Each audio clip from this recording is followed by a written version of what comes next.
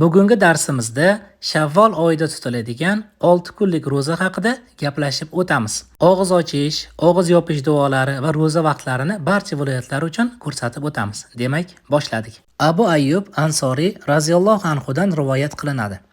Rasululloh sallallohu alayhi va sallam kim Ramazon rozasini tutib, so'ng unga Shavvol oyidan 6 kun roza qo'shsa, go'yo 1 yil roza tutgandek bo'lur dedilar. Imom Muslim rivoyati.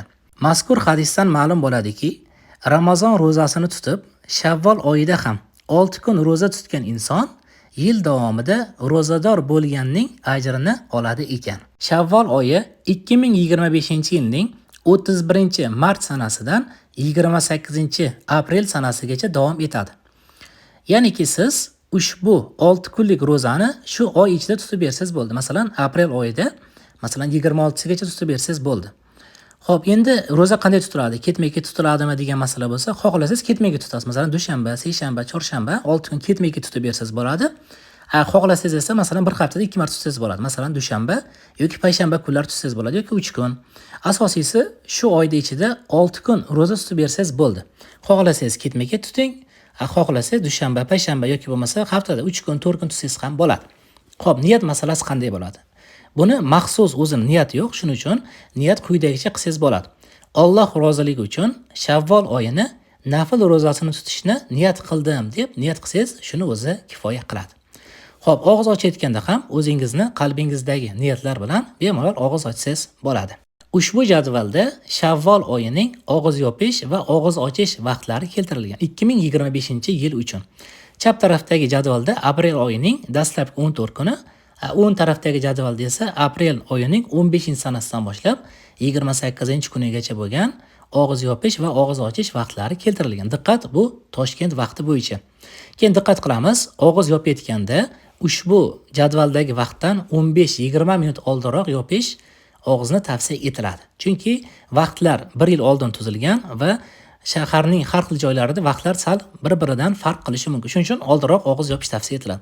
Og'iz ochayotganda ham haqiqatan shom namozi bo'ldimi, azon aytildimi, shularga aniqlik kiritib, undan so'ng og'iz ochish tavsiya etiladi.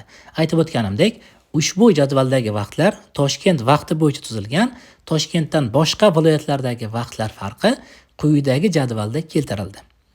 Bunda ham vaqtlarni hisoblayotganda aniqlik bilan hisoblash tavsiya etiladi. Og'iz yopayotganda ham oldinroq, og'iz ochayotganda esa haqiqatan shom namozi bo'ldimi, shularga e'tibor berish tavsiya etiladi. Keyin azizlar, bizda yangilik bor. Biz yanvar oyidan boshlab e'tibor bersanglar, har oyda 3 kun roza tutyapmiz. Har hijriy oyning 13, 14, 15 kunlarida kanalimizga ulanib qo'ysanglar, yaqinda u roza haqida ham batafsil ma'lumot chiqaramiz. Keyin yana bir yangilik, biz Qur'oni Karimni o'qishni biladiganlar uchun Telegram kanalida kuniga 2 betdan Qur'on o'qiyapmiz. Yakshanba kuni esa hafta davomida o'qilgan 10 betni birgalikda tahlil qilyapmiz. Ya'niki ovozli chat bo'lmoqda. Siz ham Qur'oni Karimda ovozli chat orqali o'qib berishni xohlasangiz, bizni Telegram kanalimizga ulanib olsangiz, har yakshanba kuni 20:00 da ovozli chat bo'lmoqda. Xudo xolasa, bu haftadan boshlanadi. Telegram kanalimizning linkini videoni kommentariyasiga qoldiramiz. O'shandan bemalol o'tib olsangiz bo'ladi. Agar siz Qur'oni Karimni umuman o'qishni bilmasangiz, o'sha guruhimizga ulanib, 0 dan boshlangan guruhlarga ham ulanib olsangiz bo'ladi. Darslarimiz mutlaqo bepul. Keyingi darslarimizgacha salomat bo'ling.